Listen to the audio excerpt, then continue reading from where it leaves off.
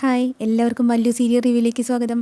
അപ്പോൾ നമുക്കിന്ന് മംഗല്യം തന്തുലാനേന എന്ന സീരിയലിൻ്റെ അടുത്തൊരു ഭാഗം നോക്കി നോക്കാം കേട്ടോ. അതായത് നമ്മുടെ ശിവാനി ആത്മഹത്യയ്ക്ക് ശ്രമിക്കുന്ന ഭാഗമുണ്ട്, അത് നോക്കി നോക്കാം. അപ്പോൾ ശിവാനി ആണെങ്കിൽ ഇവിടെ അമ്പലത്തിൽ വെച്ച് വന്ന് പാറുവിൻ്റെ മനസ്സ് മാറാൻ വേണ്ടി കുറച്ച് നാടകമൊക്കെ നടത്തുന്നുണ്ട് കേട്ടോ, ബസ്സും കൂടി പ്ലാൻ ചെയ്തിട്ട്. അത് കഴിഞ്ഞിട്ട് ശിവാനി പ്രണവിൻ്റെ ഓഫീസിലേക്ക് പോവാണ്. അവിടെ വെച്ചിട്ടും ശിവാനി നാണം കെടുകയാണ്. എല്ലാവരുടെ മുമ്പിൽ വെച്ചിട്ട് പ്രണവ് കൊണ്ടുവന്ന ബൊക്കെയൊക്കെ എടുത്ത് എറിയലും നാണം കെടുത്തലൊക്കെ ഉണ്ട് കേട്ടോ. എന്തെന്നെ വന്നാലും നിന്നെ ഞാൻ സ്വീകരിക്കില്ല എന്നല്ല അവരുടെ പേര് പറഞ്ഞു. അത് കഴിഞ്ഞ് ശിവാനി വിഷമിച്ചിട്ട് വീട്ടിലേക്ക് വരികയാണ് കേട്ടോ. അപ്പോൾ അമ്മ അവിടെ നിൽക്കുന്നുണ്ട്. അപ്പോൾ അമ്മ മെല്ലെ നിതിൻ അമ്മയുണ്ടല്ലോ അവിടെ, അപ്പം മാറ്റി നിർത്തിയിട്ട് ചോദിക്കുന്നുണ്ട്, എന്തായിടി അമ്പലത്തിൽ പോയിട്ട് അവരെ കണ്ടു, നീ അഭിനയിച്ചോ എന്നൊക്കെ ചോദിക്കുന്നുണ്ട് കേട്ടോ. പോയിട്ട് എന്തായി എന്നൊക്കെ ചോദിക്കുന്നുണ്ട്. അപ്പോൾ ശിവാനി ഒന്നും മിണ്ടണില്ല കേട്ടോ, ഭയങ്കര സങ്കടത്തിൽ നിൽക്കണ പോലെയാണ്, കരഞ്ഞ് നിൽക്കുകയാണ്. അപ്പോൾ എന്താ നിനക്ക് പറ്റിയെന്ന് ചോദിക്കുന്നുണ്ട്. അപ്പോൾ അവിടെ പോയി അങ്ങനെയൊക്കെ ഞാൻ അഭിനയിക്കുകയും ചെയ്തു. അതിനുശേഷം ഞാൻ പ്രണവിൻ്റെ ഓഫീസിലേക്ക് പോയി എന്ന് പറയുന്നുണ്ട് കേട്ടോ. എന്ന് ചോദിക്കുന്നുണ്ട്. അപ്പോൾ പറയുന്നുണ്ട്, പ്രണവ് എന്നെ സ്വീകരിച്ചില്ല എന്ന് മാത്രമല്ല, പ്രണവൻ്റെ മനസ്സിൽ ഒട്ടും ഞാനില്ല എന്ന് എനിക്ക് മനസ്സിലായി എന്ന് പറയുന്നുണ്ട് കേട്ടോ. എന്നിട്ടുണ്ടായ കാര്യങ്ങളൊക്കെ പറഞ്ഞു കൊടുക്കുകയാണ്. അപ്പോൾ അമ്മ ചോദിക്കുന്നത്, അതിപ്പോൾ ആദ്യമായിട്ടൊന്നല്ലല്ലോ, അതിന് ഇത്രമാത്രം വിഷമിക്കാൻ എന്താ, എല്ലാം നിൻ്റെ അഭിനയല്ലേ, ഒരു വഴി അടഞ്ഞ് മറ്റത് അത് അത്രമാത്രമല്ലേ ഉള്ളൂ എന്ന് പറയുന്നുണ്ട് കേട്ടോ. അപ്പോൾ ശിവാനി പറയും, അതല്ല എൻ്റെ ജീവിതം പോയി എന്ന് എനിക്ക് മനസ്സിലായി എന്ന് പറയുന്നുണ്ട് കേട്ടോ. എന്നിട്ട് പിന്നെ ഓരോന്നൊക്കെ എണ്ണി പറക്കലും കരച്ചിലൊക്കെ തുടങ്ങുന്നുണ്ട്. പ്രണവിൻ്റെ മനസ്സിൽ ഭാര്യ സ്ഥാനത്തിന് ഐശ്വര്യം മാത്രമല്ലോ എന്ന് പ്രണവ് പറഞ്ഞു.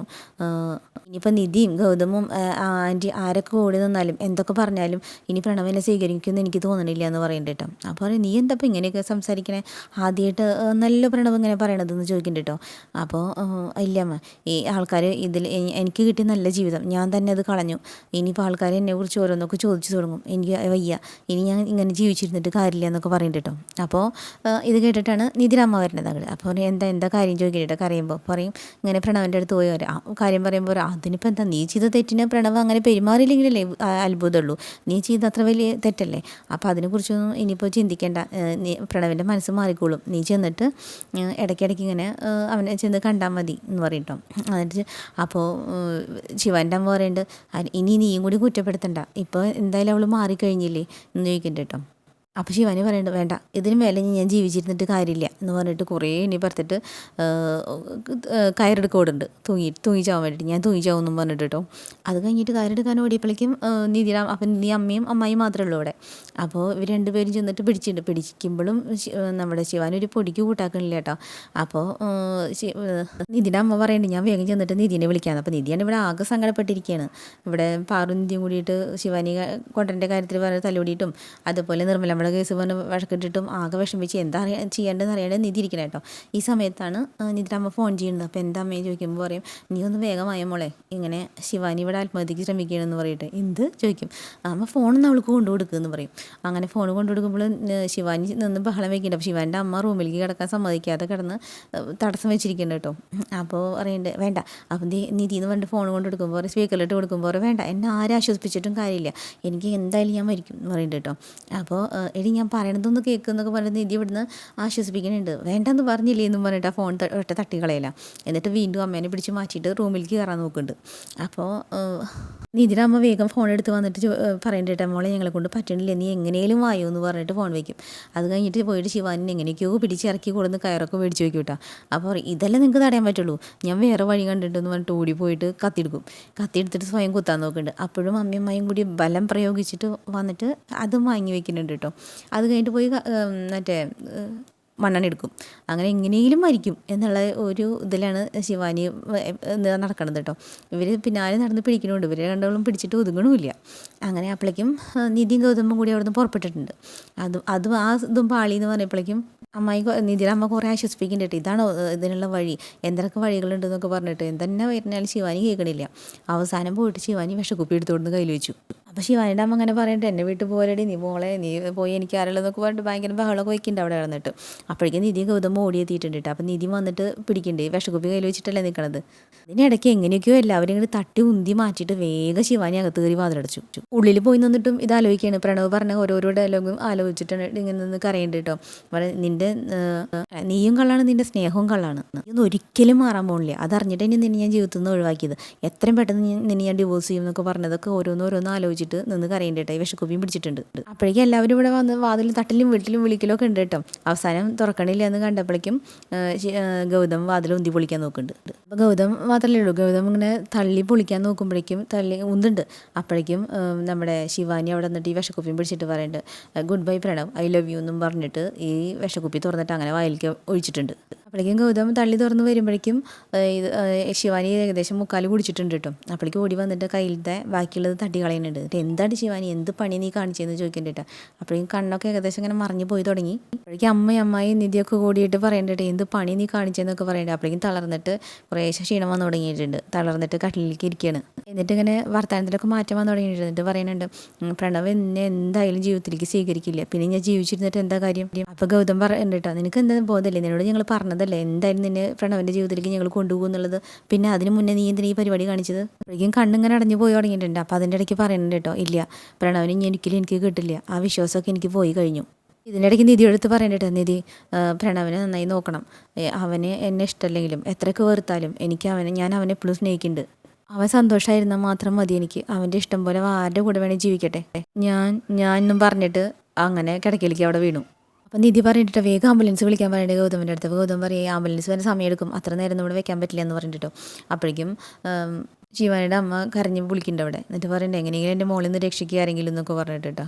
അപ്പോൾ ഗൗതമിനോട് നിധി പറയണ്ടേട്ടാ നമ്മുടെ ശിവാനിനെ എടുക്കാൻ നമുക്ക് കൊണ്ടുപോകാമെന്ന് പറയുന്നുണ്ട്. എന്നിട്ട് നിഖിൽ എവിടെയെന്ന് ചോദിക്കുമ്പോൾ നിഖിൽ എന്തോ അർജൻറ്റ് കാര്യത്തിന് പുറത്ത് പോയിരിക്കുകയാണ്, എന്തോ ജോലിക്കാരിയായിട്ട്. അങ്ങനെ ഗൗതം പൊക്കിയെടുത്ത് കൊണ്ടുപോയിട്ട് കാറിൽ കിടത്തിയിട്ടുണ്ട്. കാറിൻ്റെ അടുത്തേക്ക് ഓടി വരണ്ടിട്ട് അമ്മ എൻ്റെ മോൾക്ക് മിണ്ടാട്ടൊന്നുമില്ല, എനിക്കൊന്നും ഇല്ലോ എന്നൊക്കെ പറഞ്ഞിട്ട്. അപ്പം നിധിയുടെ അമ്മ ആശ്വസിപ്പിച്ചിട്ട് കൊണ്ടുപോകുന്നുണ്ട് രേണുകേനെ. അങ്ങനെ ഒരുവിധം ഡോക്ടറെ അടുത്തേക്ക് എത്തിച്ചിട്ട്. അപ്പോൾ ഡോക്ടർ ചോദിക്കുന്നത് എന്ത് പറ്റിയെന്ന് ചോദിക്കേണ്ടിട്ട്. അപ്പോൾ പറയും വിഷം കഴിച്ചതെന്ന് പറയുന്നുണ്ട്. എന്നിട്ട് ഡോക്ടർ പരിശോധിക്കുമ്പോൾ പറയുന്നത് BP വളരെ ലോ ആണല്ലോ, ഇത്തിരി ഡേഞ്ചറാണല്ലോ എന്ന് പറയുന്നുണ്ട് കേട്ടോ. അത് അതിൻ്റെ ട്രീറ്റ്മെൻറ്റിനെ കൊണ്ടുപോയിട്ടുണ്ട്. അപ്പം നിധി ഗൗതം ആകെ വെപ്രാളപ്പെട്ട് നിൽക്കണം കേട്ടോ. അപ്പം നിധി ചോദിക്കേണ്ടത് ഇവളെന്തിനാണ് ഇത്ര പെട്ടെന്ന്, ഇതിന് മാത്രം എന്താ ഒരു കാരണം ഉണ്ടായതെന്ന് ചോദിക്കേണ്ട കേട്ടോ.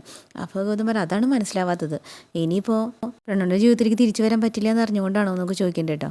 അത് നമ്മൾ അവൾക്ക് വാക്ക് കൊടുത്തിട്ടുള്ളതല്ലേ. അല്ല നിധി, അവൾ സാധാരണ പെൺകുട്ടികളുടെ പോലെയല്ല, അവളുടെ മനസ്സിന് അത്രയും എഫക്റ്റ് ചെയ്യുന്ന രീതിയിൽ എന്തോ നടന്നിട്ടുണ്ട്. അപ്പോഴേക്കൊരു സിസ്റ്റർ ഇറങ്ങി വരണ്ട കേട്ടോ. അപ്പോൾ ചോദിക്കേണ്ടത് എന്താ സിസ്റ്റർ എങ്ങനെയുണ്ടെന്ന് ചോദിക്കേണ്ട കേട്ടോ. അപ്പോൾ പറയേണ്ടത് ഇത്തിരി ഡേഞ്ചറസ് ആണ്, ഡോക്ടർ അവിടെ നോക്കിക്കൊണ്ടിരിക്കുകയാണ്. അപ്പോൾ ഗൗതം പറയണ്ട കേട്ടോ, കുടിച്ച ഉടനെ നമ്മൾ കൊണ്ടുവന്നിട്ടുണ്ടല്ലോ, ഇനിയിപ്പോൾ ശിവാനി കുടിച്ച് ഇത്രയും ഡേഞ്ചറസ് ആയിട്ടുള്ള പോയ്സൺ ആവുമോ. അപ്പം നിധി പറഞ്ഞു തുടങ്ങി കേട്ടോ, ഇനിയിപ്പോൾ ഇത് ശിവാനിക്ക് എന്തെങ്കിലും സംഭവിച്ചു കഴിഞ്ഞാൽ അവനോട് എന്ത് മറുപടി പറയും, അമ്മ ഇതെങ്ങനെ താങ്ങും എന്നൊക്കെ പറഞ്ഞിട്ട് തുടങ്ങി. അപ്പോൾ നീ ഭയപ്പെടാതിരിക്കേ, എന്തായാലും നല്ലതിൽ സംഭവിക്കുമെന്ന് പറഞ്ഞിട്ട് ഗൗതം ആശ്വസിപ്പിച്ച് നിൽക്കുന്നുണ്ട് കേട്ടോ. അപ്പോഴേക്കും ഡോക്ടർ അവിടെ നിന്ന് ഇറങ്ങി വരുന്നുണ്ട്. അപ്പോൾ ചോദിക്കേണ്ടത് എന്തായാലും ഡോക്ടർ എങ്ങനെയുണ്ട് ശിവാനിക്ക് എന്ന് ചോദിക്കേണ്ട കേട്ടോ. അപ്പോൾ പറയും ഇനിയിപ്പോൾ ഭയപ്പെടേണ്ട കാര്യമൊന്നുമില്ല, തൽക്കാലം രക്ഷപ്പെട്ടിട്ടുണ്ട് എന്ന് പറയുന്നുണ്ട് കേട്ടോ. ശിവാനി കഴിച്ചത് അത്രയും ഡേഞ്ചറസ് ആയിട്ടുള്ളൊരു പോയ്സൺ ആയിരുന്നു, അതാണ് ഇത്രയും വൈകിയത്. പോയ്സൺ ബ്ലഡിൽ കലർന്നിട്ടുണ്ട്. അപ്പോൾ അത് കുറേശ്ശെയായിട്ട് നമുക്ക് ബ്ലഡിൽ നിന്ന് നീക്കം ചെയ്യാൻ പറ്റുള്ളൂ, അതെല്ലാം മരുന്ന് കൊടുത്തിട്ടുണ്ട്. എന്തായാലും ഡിസ്ചാർജ് ചെയ്യണമെങ്കിൽ 2-3 ദിവസം കഴിയും എന്ന് പറയുന്നുണ്ട് കേട്ടോ. അപ്പോൾ ഗൗതം പറയുന്നുണ്ട് വേണ്ട കുഴപ്പമില്ല ഡോക്ടർ, എന്തായാലും രക്ഷപ്പെട്ടാൽ മതി. അപ്പം നിധി ചോദിക്കുന്നുണ്ട് ഞങ്ങളൊന്ന് കയറി കണ്ടോട്ടെ എന്ന് ചോദിക്കുന്നുണ്ട് കേട്ടോ. ഓ കാണാലോ, പക്ഷേ ഡിസ്റ്റർബ് ചെയ്യണ്ടെന്ന് പറയുന്നുണ്ട്. അങ്ങനെ രണ്ടുപേരും കൂടി ശിവാനിയെ കാണാൻ കയറിയിട്ടുണ്ട്. എന്നിട്ട് ചെന്നിട്ട് നിധി ഇങ്ങനെ തട്ടി വിളിക്കുന്നുണ്ട് കേട്ടോ. ശിവാനി എന്നെ നോക്ക്, ഡോക്ടർ പറഞ്ഞു നിനക്കൊരു കുഴപ്പമില്ല എന്ന് പറഞ്ഞിട്ട് നോക്കുമെന്ന് പറഞ്ഞിട്ട് തട്ടി വിളിക്കുകയാണ് കേട്ടോ. അപ്പോൾ ഗൗതം ചീത്ത പറയുന്നുണ്ട് കേട്ടോ ശിവാനിൻ്റെ അടുത്ത്, നിനക്ക് എന്താ പ്രാന്തുണ്ട് ശിവാനി, നീ എന്ത് പണിക്ക് ഒപ്പിച്ചത്, ഇപ്പോൾ ആ ഡോക്ടറെ രക്ഷിച്ചില്ലെങ്കിൽ എന്താ വരുന്ന സ്ഥിതി. നിധി ചീത്ത പറയുന്നുണ്ട് കേട്ടോ, കുറച്ച് നേരത്തേക്ക് ഞങ്ങളുടെ ജീവനങ്ങ് പോയി, ഇനി മേലെ ഈ പണികൾ നീ കാണിച്ചു വയ്ക്കരുത്, ഇത്ര മാത്രം ചാവാൻ മാത്രം നിനക്ക് എന്താടി പ്രശ്നം. അപ്പോൾ ശിവാനി സംസാരിക്കാൻ കഷ്ടപ്പാടാണല്ലോ, അപ്പോൾ അത് എന്ന് പറഞ്ഞിട്ട് ഇങ്ങനെ കരയണം കേട്ടോ അതിൻ്റെ ഇടയ്ക്ക്. അപ്പോൾ പറയടി എന്ന് പറഞ്ഞിട്ട് നിധി ഇങ്ങനെ ബഹളം വയ്ക്കുകയാണ്. അപ്പോൾ അവിടെ സിസ്റ്റർ നിധിൻ്റെ ചീത്ത പറഞ്ഞു കേട്ടോ, മാഡം പേഷ്യൻ്റ് ഇങ്ങനെ സംസാരിപ്പിക്കരുത്, ഡോക്ടർ വന്ന് എന്നെ ചീത്ത പറയും, നിങ്ങളൊന്ന് പുറത്ത് പോകും. അപ്പം നിധി പറയണ്ട കേട്ടോ, ശിവാനി നീ റെസ്റ്റ് എടുക്ക്, ഞങ്ങൾ പിന്നെ വരാമെന്ന് പറയുന്നുണ്ട്. അപ്പോഴേക്കും ഗൗതമിന് ഫോൺ വന്നു. അപ്പോൾ ഗൗതം പറയുന്നുണ്ട് നീ ഇവിടെ നിൽക്ക്, ഞാൻ ഫോൺ ചെയ്തിട്ട് വരാമെന്ന് പറഞ്ഞിട്ട് ഗൗതം പുറത്ത് പോയി. ഇതിനിടയ്ക്ക് ശിവാനി വീണ്ടും അങ്ങനെ മയങ്ങുന്നുണ്ട്. അപ്പോഴേക്ക് ശിവാൻ്റെ അമ്മ ഓടിക്കൊണ്ട് വരുന്നിട്ട്. എന്നിട്ട് റിസപ്ഷനിൽ ചോദിക്കുന്നത് എന്തിൻ്റെ മോൾക്ക് എന്താ പറ്റിയെന്ന് ചോദിക്കുന്നുണ്ട്. അപ്പോൾ പറയുന്നുണ്ട് പേരെന്താ ചോദിക്കുമ്പോൾ പറയുന്നുണ്ട് ശിവാനി എന്ന് പറയുന്നത്. ഓ ആ പോയ്സൺ അടിച്ച കേസ് അല്ലേ, ആ ലാസ്റ്റിൽ ICUലുണ്ട്, പോയി കണ്ടോളൂ എന്ന് പറയുന്നുണ്ട്. ഓടി വരുമ്പോൾ നമ്മുടെ ഗൗതം നിൽക്കുന്നുണ്ട് പുറത്ത്. അപ്പോൾ ഗൗതമിനോട് ചോദിക്കും എന്താ ഗൗതം ചോദിക്കുന്നുണ്ട്, എൻ്റെ മോൾക്ക് എങ്ങനെയുണ്ട് ചോദിക്കുമ്പോൾ കുഴപ്പമില്ല രക്ഷപ്പെട്ടു എന്ന് പറയുന്നുണ്ട് കേട്ടോ. അപ്പോൾ ഗൗതമിനോട് നന്ദിയൊക്കെ പറയുന്നുണ്ട്. അപ്പോൾ അത് വിട്, അല്ല ഞങ്ങൾ പറഞ്ഞതല്ലേ നോക്കിയോളാം, പിന്നെ എന്തിനാ ഓടി വന്ന് ചോദിക്കുന്നുണ്ട് കേട്ടോ. അപ്പോൾ പറയും എൻ്റെ മോൾ ഇങ്ങനെ ഒരു അവസ്ഥയിൽ കിടക്കുമ്പോൾ എനിക്ക് എങ്ങനെ വീട്ടിലിരിക്കാൻ പറ്റും, എനിക്ക് അവളെ കാണണം. എന്നിട്ട് ഓടി കയറിയിട്ട് ശിവാൻ്റെ അടുത്ത് വന്നിട്ട് പരാതിയും പരിഭവമൊക്കെ പറഞ്ഞ് എണ്ണി പറക്കി കറിയാണ് കേട്ടോ. അപ്പോൾ അവിടെ ഇരിക്കുന്ന സിസ്റ്റർ ചീത്ത പറയുന്നുണ്ട് കേട്ടോ, ഇങ്ങനെ പേഷ്യൻ്റ് ഡിസ്റ്റർബ് ചെയ്ത് കഴിഞ്ഞാൽ എങ്ങനെ പേഷ്യൻ്റ് സമാധാനം കിട്ടുക, നിങ്ങൾ കുറച്ച് നേരം ഒന്ന് പുറത്ത് വെയിറ്റ് ചെയ്യും പ്ലീസ് എന്ന് പറയുന്നുണ്ട്. ശിവാനിക്കാണ് ഈ ഓക്സിജൻ മാസ്ക് വെച്ചുകൊണ്ട് ശരിക്കും സംസാരിക്കാനും പറ്റണില്ലല്ലോ. അങ്ങനെ 3 പേരും കൂടി പുറത്തിറങ്ങി നിൽക്കുന്നുണ്ട് കേട്ടോ. ഇനിയിപ്പോൾ അത് ശിവാനിയുടെ എന്ത് നാടകമാണോ എന്തോ. അപ്പോൾ എന്തായാലും അടുത്ത ഭാഗമായിട്ട് പിന്നെയും വരാം കേട്ടോ. അപ്പോൾ ഓക്കെ ബൈ.